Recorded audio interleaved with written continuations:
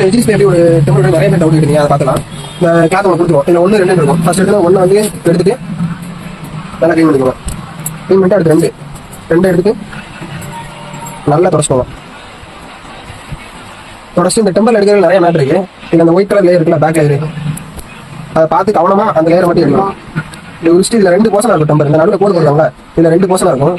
இதை பார்த்து நேரம் அப்படி வச்சுட்டு கரெக்டாக இதில் நீங்கள் எத்தனை வாட்டினாலும் எடுத்து வச்சுக்கலாம். சைஸுக்கு வந்து நீங்கள் எத்தனை வாட்டி எடுத்து வச்சுக்கலாம். டஸ்ட் ஒன்றும் பயப்பட வேண்டாம். இந்த மாதிரி ஏதாவது ஒன்று கொஞ்சம் மேலே தூங்க. இந்த மாதிரி ஏதாவது ஒன்று ஸ்கேலோ இல்லை நோட்டோ எதனால எடுக்கலாம். அப்படி பாதி போர்ஷன் அப்படி தூக்கிட்டு இப்படி தள்ள போறீங்க. ஒரு பக்கம் தள்ளியாச்சு.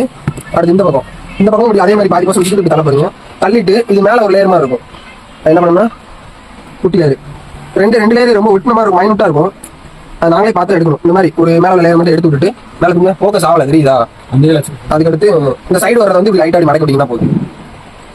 பார்க்க சின்ன லேயர் மாதிரி இருக்கு, உடஞ்சிருக்கும் அப்படின்னு பயப்பட வேண்டாம். அதெல்லாம் டேமேஜ் ஆகாது.